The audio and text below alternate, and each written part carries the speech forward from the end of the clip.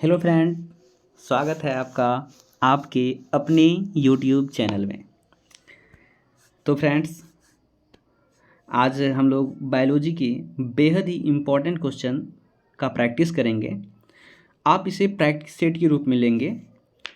यदि आप सब्जेक्टिव नहीं पढ़े हैं तो सब्जेक्टिव पहले पढ़ के इसको प्रैक्टिस एक बार लगा लेंगे, नहीं तो इसको एक बार प्रैक्टिस लगाने के बाद फिर से सब्जेक्टिव पढ़ लेंगे, तो एक अच्छी तरह से प्रैक्टिस आपका हो जाएगा। और ये आने वाले जो भी एग्ज़ाम है उसके लिए बहुत ही ज़्यादा इम्पोर्टेंट होगा। तो पहला क्वेश्चन है, जीवन की मूलभूत इकाई क्या है? तो जीवन की जो है मूलभूत इकाई जो है कोशिका है। नेक्स्ट क्वेश्चन पढ़ते हैं। कोशिका के बारे में निम्न में से कौन सा कथन सही नहीं है? पहला, कोशिकाओं के आकार और अमाप विशिष्ट कार्य से संबंधित होता है, ये सही है। कुछ कोशिकाओं के बदलते आकार होते हैं, ये भी सही है। प्रत्येक कोशिका के निष्पादन की अपनी क्षमता होती है, ये भी सही है। ऑप्शन नंबर डी है, सभी देह कोशिका में एक ही प्रकार की कोशिकाएं विद्यमान होती है, ये गलत है। तो इसका आंसर हो जाएगा option number D. Next question है, निम्नलिखित में से कौन सा कोशिकांग पादप कोशिका में पाया जाता है किंतु जंतु कोशिका में नहीं पाया जाता है? तो जंतु कोशिका में क्या नहीं पाया जाता है? तो क्लोरोप्लास्ट जंतु कोशिका में नहीं पाया जाता है। तो इसका आंसर हो जाएगा ऑप्शन नंबर ए। नेक्स्ट क्वेश्चन, कोशिका का जीवित अंश जीव द्रव्य कहलाता है, यह किससे बना होता है? तो ऑप्शन नंबर ए है केवल कोशिका द्रव्य से, केवल केंद्रक द्रव्य से। ऑप्शन नंबर सी है कोशिका द्रव्य और केंद्रक द्रव्य से। तो इसका आंसर हो जाएगा option number D. Next question है, 80% से अधिक कोशिका में पाए जाने वाला पदार्थ है। तो कोशिका में ये पदार्थ है जल। नेक्स्ट क्वेश्चन, निम्नलिखित में से किन कोशिका में नाभिक नहीं होता है? तो नाभिक किस में नहीं होता है? तो ये लाल रक्त कोशिका में नाभिक नहीं होता है। नेक्स्ट,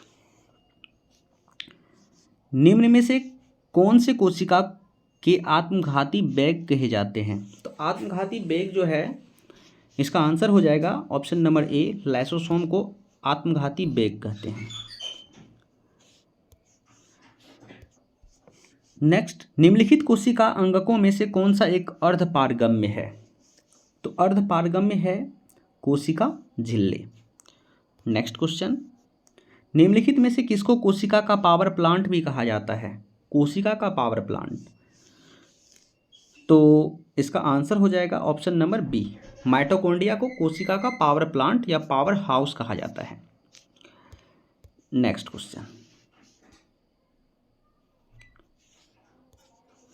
क्वेश्चन है, कोशिका का शक्ति स्रोत होता है। तो कोशिका का शक्ति स्रोत पूछे या कोशिका का पावर हाउस पूछे, इसका आंसर हो जाएगा mitochondria, option number B. Next question, मानव शरीर में मौजूद निम्नलिखित कोशिकाओं में से किस में माइटोकॉन्ड्रिया नहीं पाया जाता है? तो माइटोकॉन्ड्रिया जो है लाल रक्त कोशिका में नहीं पाया जाता है। नेक्स्ट क्वेश्चन, निम्नलिखित में से कोशिका का नियंत्रक केंद्र कौन है? तो कोशिका का नियंत्रक केंद्र है केंद्रक, ऑप्शन नंबर ए। नेक्स्ट क्वेश्चन, निम्नलिखित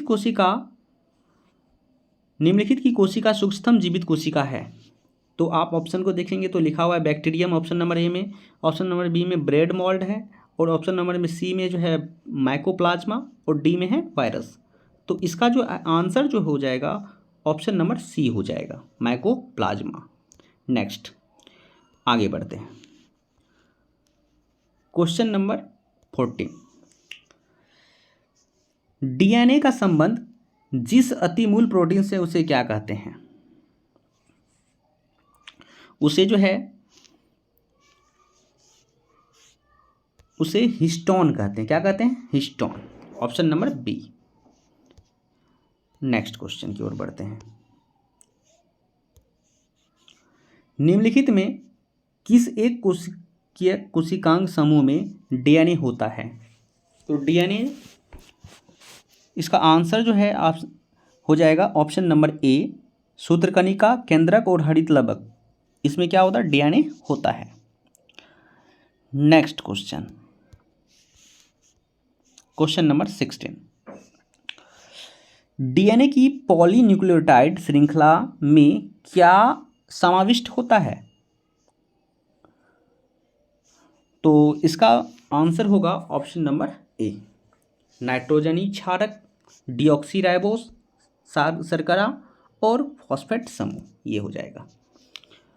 नेक्स्ट क्वेश्चन,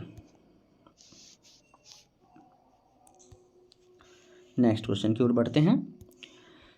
नेक्स्ट क्वेश्चन है, चिकनी अंतर्द्रवी जालिका अनुपूरक कार्यों के लिए कार्य है। तो चिकनी अंतर्द्रवी जालिका के अनुपूरक कार्यों में से एक कार्य है, इसका कार्य है ऑप्शन नंबर डी हो जाएगा, विषैले पदार्थों का निर्विषीकरण। नेक्स्ट क्वेश्चन है, निम्नलिखित में से क्या डीएनए में मौजूद रहता है किंतु आरएनए में मौजूद नहीं रहता है? तो इसका आंसर हो जाएगा option number A, thymine. Thymine DNA में मौजूद रहता है जबकि आरएनए में थायमिन मौजूद नहीं रहता है। नेक्स्ट क्वेश्चन की ओर बढ़ते हैं। Question number 19। आरएनए का प्राथमिक कार्य होता है। आरएनए का प्राथमिक कार्य होता है, तो आरएनए का प्राथमिक कार्य होता है प्रोटीन का संश्लेषण। नेक्स्ट क्वेश्चन, राइबोसोम्स होते हैं। राइबोसोम्स क्या होते हैं? तो इसका आंसर हो जाएगा option number B, RNA. Next question की ओर बढ़ते हैं। क्वेश्चन नंबर 21 की ओर आते हैं। आनुवांशिक यूनिट अर्थात जीन होते हैं। तो आनुवांशिक इकाई जो है जीन को कहा जाता है। ये यहाँ से भी क्वेश्चन पूछा जाता है। तो ये जो है कहाँ होता है? ये होता है गुणसूत्र में। कहाँ होता है? गुणसूत्र में। Next question, question number 22। DNA एक द्विकुंडलिनी संरचना किसके द्वारा दी गई है? तो ये संरचना जो है किसके द्वारा दी गई? वाटसन तथा क्रिक। वाटसन तथा क्रिक, तो ऑप्शन नंबर बी।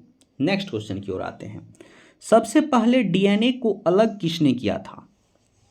बहुत ही ज़्यादा इंपॉर्टेंट क्वेश्चन है। तो सबसे पहले डीएनए को किसने अलग किया था? तो इसका आंसर हो जाएगा फ्रेडरिक हॉफमिस्चर ने सबसे पहले डीएनए को अलग किया था। नेक्स्ट क्वेश्चन की ओर बढ़ते हैं। नेक्स्ट क्वेश्चन है, डीएनए के 2 स्ट्रैंड बंधे होते हैं। ऑप्शन नंबर ए में है हाइड्रोजन बॉन्ड द्वारा, ऑप्शन नंबर बी सहसंयोजक बॉन्ड्स द्वारा, या स्थिर वैद्युत बल द्वारा, या वॉन्डरवॉल्स बलों द्वारा। तो इसका जो आंसर होगा ऑप्शन नंबर ए हो जाएगा, हाइड्रोजन बॉन्ड्स के द्वारा। नेक्स्ट क्वेश्चन की ओर बढ़ते हैं। डीएनए के एक तंतु गुच्छ से आरएनए में आनुवांशिक सूचना प्रतिरूपण की प्रक्रिया क्या कहलाती है? तो इसका आंसर हो जाएगा ऑप्शन नंबर बी, अनुलेखन कहलाता है। नेक्स्ट क्वेश्चन की ओर बढ़ेंगे। Question number 26।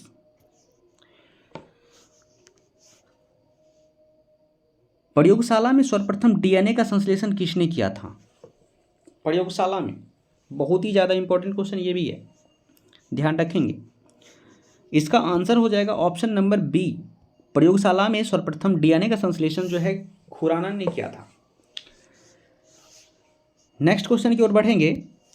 डीएनए अंगुली छाप का प्रयोग किसकी पहचान के लिए किया जाता है? तो माता पिता के पहचान, बलात्कारी या चोर, उपर्युक्त सभी। तो इसका आंसर जो है उपर्युक्त सभी हो जाएगा। नेक्स्ट क्वेश्चन की ओर बढ़ते हैं। Question number 28। जीव कोशिकाओं में आनुवांशिक लक्षणों के नियंत्रण निम्नलिखित में से कौन सी उत्तरदायी है? नियंत्रण में कौन सी उत्तरदायी है? आनुवांशिक लक्षणों के नियंत्रण में, तो इसका आंसर हो जाएगा DNA। नेक्स्ट क्वेश्चन, पुरुष के लिए कौन सा गुणसूत्री संयोजन उत्तरदायी है? तो इसका आंसर हो जाएगा option number D, XY। Next question है, मनुष्य में कौन से क्रोमोसोम के मिलने से बालक का जन्म होता है? तो बालक का जन्म होगा कब? जब पुरुष का Y और स्त्री का X ये दोनों मिलेगा। तो इसका आंसर जो है ऑप्शन नंबर सी हो जाएगा। लेकिन यहीं पे यदि पूछता जो है बालिका कब होगी, तो बालिका जो होगी पुरुष का X और स्त्री का भी X। ठीक है, तो इस क्वेश्चन का आंसर जो होगा ऑप्शन नंबर सी होगा। नेक्स्ट क्वेश्चन की ओर बढ़ते हैं। शरीर में लगी चोट की मरम्मत के लिए किस प्रकार के सेल विभाजन प्रयोग किया जाता है? तो इसका आंसर हो जाएगा केवल समसूत्रण। नेक्स्ट क्वेश्चन,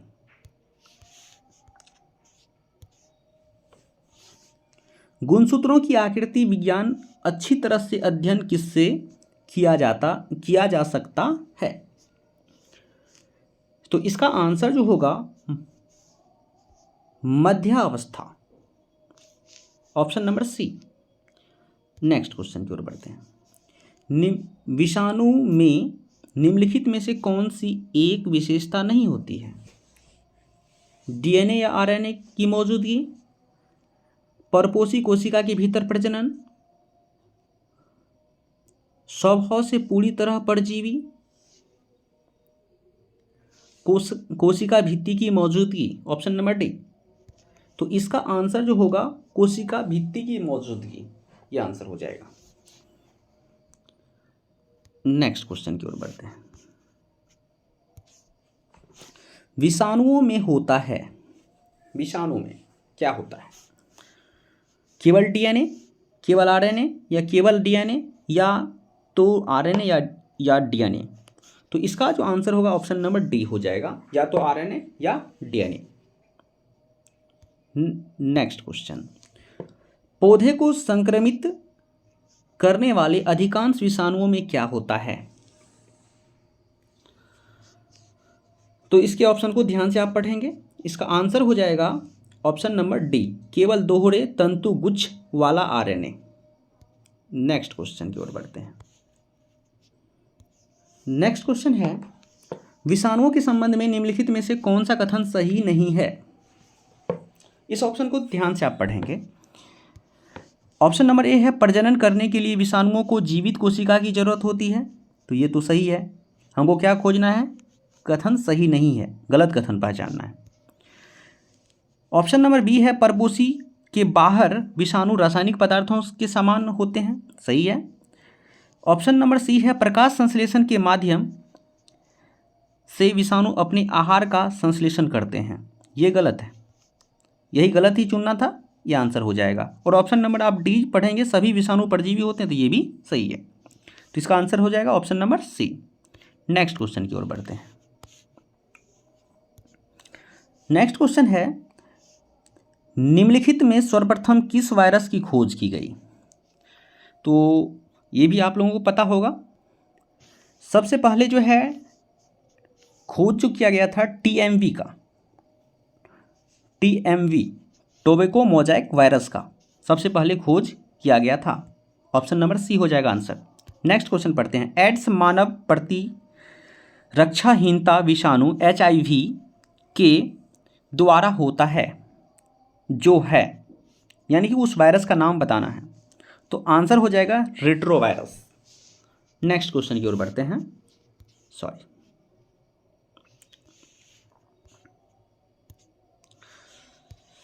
जंतुओं में होने वाली फूट एंड माउथ रोग किसके कारण उत्पन्न होता है? फूट एंड माउथ रोग, तो ये फूट एंड माउथ रोग जो होता है ये विषाणु के कारण होता है। Option number D. Next question की ओर बढ़ते हैं। नेक्स्ट क्वेश्चन, दूध के दही के रूप में जमने का कारण है। दूध के दही के रूप में जमने का कारण, तो इसका आंसर हो जाएगा लैक्टोबैसिलस। नेक्स्ट क्वेश्चन, निम्नलिखित में कौन सा नाइट्रोजन फिक्सिंग बैक्टीरिया है? नाइट्रोजन फिक्सिंग बैक्टीरिया, तो इसका जो है आंसर हो जाएगा राइजोबियम। राइजोबियम। नेक्स्ट क्वेश्चन की ओर बढ़ते हैं। नाइट्रोजन स्थिरीकरण जीवाणु किस पौधे की जड़ के साथ संयोजन करते हैं? तो इसका आंसर हो जाएगा ऑप्शन नंबर ए, दालें। नेक्स्ट, फलीदार पादपों की जड़ों में उपस्थित गांठों में पाए जाने वाले नत्रजन स्थिरीकरण जीवाणु है। तो इसका जो संबंध होता है, कौन सा संबंध होता है? सहजीवी संबंध। ऑप्शन नंबर सी हो जाएगा। नेक्स्ट क्वेश्चन की ओर बढ़ते हैं।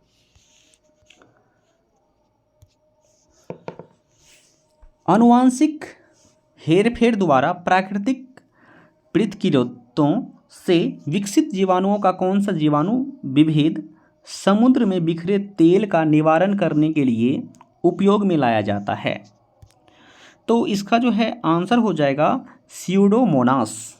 स्यूडोमोनास का उपयोग किया जाता है। नेक्स्ट क्वेश्चन को आप ध्यान से पढ़ेंगे। प्रशीतन रेफ्रिजरेशन खाद्य परिरक्षण में मदद करता है। ये कैसे मदद करता है? रेफ्रिजरेटर में हम लोग जब किसी खाद्य पदार्थ को रख देते हैं तो सुरक्षित रह जाता है। तो इसका आंसर हो जाएगा ऑप्शन नंबर बी, जैव रासायनिक अभिक्रियाओं की दर को कम कर। नेक्स्ट क्वेश्चन की ओर बढ़ते हैं। नेक्स्ट क्वेश्चन की ओर बढ़ते हैं और नेक्स्ट क्वेश्चन है, अवायवीय स्थिति में जैविक पदार्थों के जीवाणु अपघटन को क्या कहते हैं? तो इसका आंसर हो जाएगा ऑप्शन नंबर ए, किण्विनीकरण। किण्विनीकरण कहते हैं। नेक्स्ट क्वेश्चन है, जीवों के निम्नलिखित प्रकारों में छत्रक किससे संबद्ध है? किससे रिलेटेड है ये छत्रक? तो इसका आंसर हो जाएगा ऑप्शन नंबर सी, कवक। कवक से संबंधित है। नेक्स्ट क्वेश्चन बढ़ेंगे आगे। सामान्य खाद्य छत्रक जिसको मशरूम, ये क्या होता है? तो इसका आंसर जो होगा कसकर ठसाठस भरे कवक का जाल होता है ये। ऑप्शन सी हो जाएगा आंसर। नेक्स्ट, यीस्ट मिलने पर गूथे हुए आटे के उठने का क्या कारण है? तो ताप में वृद्धि, या द्रव के परिणाम में वृद्धि, या यीस्ट के जो है कोशिकाओं की संख्या में वृद्धि, या कार्बन डाइऑक्साइड गैस का निर्मोचन। तो ऑप्शन नंबर डी होगा इसका आंसर, कार्बन डाइऑक्साइड की गैस का निर्मोचन। नेक्स्ट क्वेश्चन की ओर बढ़ते हैं।